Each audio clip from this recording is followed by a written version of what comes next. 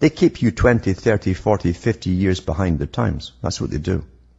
And when something crops up that you should see, or a few people are noticing, in comes their propaganda. They're the first to put out the propaganda.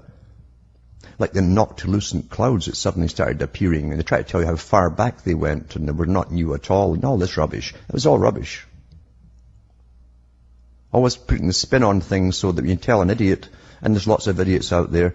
Have you ever looked at the sky and wondered what all those lines are? And they'll tell you, must be a lot of aircraft, you know. There's about 2 aircraft going to Sudbury per day here. That's about it. Meanwhile, you've got about 15 in the air spraying back and forth.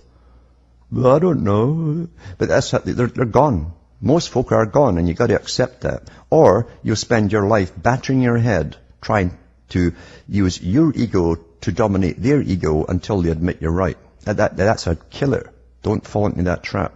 Most folk will do that with their families.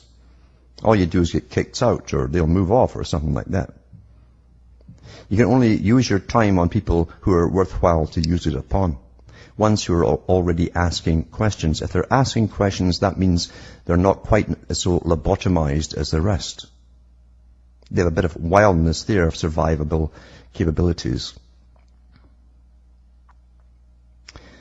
Now, I've gone on in quite depth for years actually, because when the spraying started here daily in Ontario, daily it started in 1998. I can remember the day it started.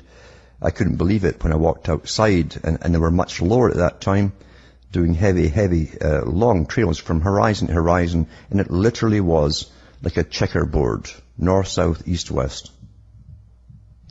And it's been like that ever since. They're a bit higher now. They've got better stuff to mix together that form into this mushy eggshell color much quicker than the old types that they used.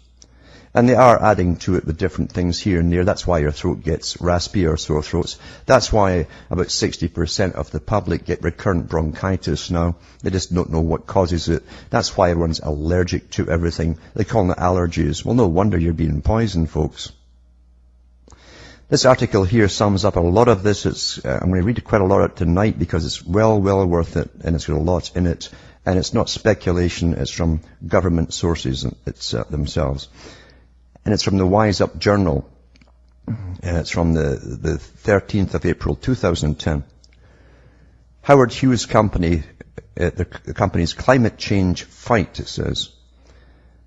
We're so familiar with nonsensical trivia that fills so many news mediums these days that the following information might appear the same, but it's quite the opposite. It will soon become apparent from authorized sources how important it is. To give the subject proper consideration, we need to look at a number of these sources, including an important government-funded report, an article published by the New York Times, written by Pulitzer Prize winner Seymour M. Hersh, reminding us of some old facts, and some other governmental sources. And I'll read some of this text when I come back. I mean, it really is on the ball. And I've got all this stuff already, and I've read this book, so I'll touch on some of the main parts of it and implications of it for you too. We're living in a fantasy, folks. Back after these messages.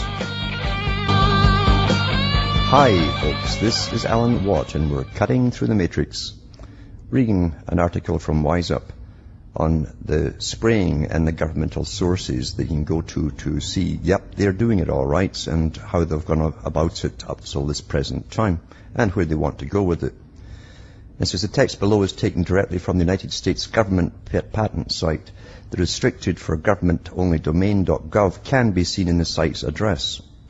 It shows a technology with patent number, and it gives you the number by Hughes Aircraft Company, filed in 1990, with relating technology filed back in 1965. Keep in mind that the U.S. government funded a large 1992 report titled, this is a very important report or book really, Policy Implications of Greenhouse Warming, Mitigation, Adaptation, and the Science Base. By the way, you can get it on PDF and on Scribd, I think, if you do a search. There's a few places you can get it for free, which can be read from the archive of the National Academies Press. You can also go in there too and take it basically chapter by chapter. Discuss this technology on a global scale and expressed, quote, The surprise of this analysis is the relatively low costs. This is what they're on about, the low costs of dumping aluminum oxide and various other metallic oxides into the atmosphere. And they said at the time, we can do this within 2 years. That was published in 1992. It says, we'll read some more detailed extracts from this report momentarily and see how current administrations support it. But first, the technology that Hughes Company developed decades ago. Now, all the links that I'll mention are on the site, the gov links and whole bits from the government itself. So there's no conspiracy here. It's from them, those guys. And it's got the patent numbers and all the rest of it too, and links to the patent numbers. But listen to this. This is what's in this particular policy implications of greenhouse warming. That it's a Bible for these guys at the top. It says stratospheric Welshback seeding for reduction of global warming. This invention relates to a method for the reduction of global warming resulting from the greenhouse effect, and in particular to a method which involves the seeding of the Earth's stratosphere with Welshback-like materials. Most current approaches to reduce global warming are to restrict the release of various greenhouse gases, such as CO2, CFC and methane. These imply the need to establish new regulations and the need to monitor various gases and to enforce the regulations. One technique proposed to seed the metallic particles was to add the tiny particles to the jet fuel of jetliners so that the particles would be emitted from the jet engine exhaust while the airliner was at its cruising altitude. While this method would increase the reflection of visible light incident from space, the metallic particles would trap the long wavelength black body radiation released from the Earth. This could result in net increase in global warming. It said here, not decrease by increase. And you found that too. When you're spraying heavily in a summer with that polymer type material C, it actually increases the heat down below. So such materials can include the class of materials known as Welshback's materials. Oxides of metals such as aluminum oxide are also suitable for the purpose. The greenhouse gases layer typically extends between 7 and 13 kilometers above the Earth's surface. The seeding of the stratosphere occurs within this layer. The particles suspended in the stratosphere. And that's all I give, to suspend it in the stratosphere for as long as possible. This article also, I've got into all these different sites, by the way, in the government sites. They admit that in sunrise and sunset, you'll get these odd kind of rainbow effects around the sun. That's been getting seen now since 98, pretty regularly now. But they also mention in it too that they're going to use multi-battery and arrays of super lasers to pulse through the atmosphere. And I've seen the pulsation effects on some nights. It's like a piano, someone playing a piano from top to bottom, back and forth, rippling across the sky. They're actually doing this stuff. Have been for years, folks.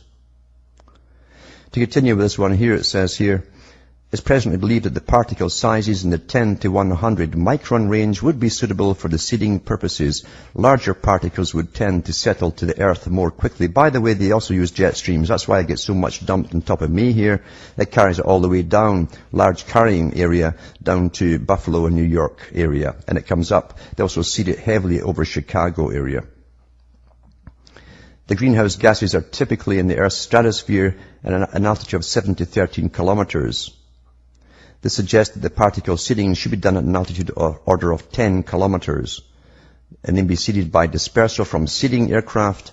One exemplary technique may be via the jet fuel as suggested by prior work, remember, they'd already done the studies on it back then, regarding the metallic particles. The National Academy of Sciences, who have a U.S. Congress charter, organized the creation of the report, again, Policy Implication of Greenhouse Warming, Mitigation, Adaptation, and the Science Base. For those who have a brain and don't mind struggling through stuff, you'll find it fascinating. For the rest of them, forget it. It's not written for you. It's just not written, you'll lose interest, after a few sentences. As on page 8 of the front matter, it states that the project was funded by the government, the U.S. Environmental Protection Agency, and got other funding from a consortium of private foundations, again, the parallel government, including the Carnegie Corporation of New York, the Charles E. Culpeper Foundation, the William and Flora Hewlett Foundation, John D. and Catherine T. MacArthur Foundation, and the Alfred P. Sloan Foundation. The project had a massive amount of people involved, and United Nations man Maurice Strong, you know Maurice Strong, the technocrat, that's what he's called, a technocrat, not responsible to the public, but makes big agendas like the Earth Charter. He was there at the conception phase, as stated on page 3. This is from the government. These introductory pages show what specialists from private and governmental bodies were involved with tunnel knowledge in the fields of chemistry, law, the Air Force, biomedical engineering, civil and environmental engineering, genetics is involved, atmospheric physics, and economics, to name a few.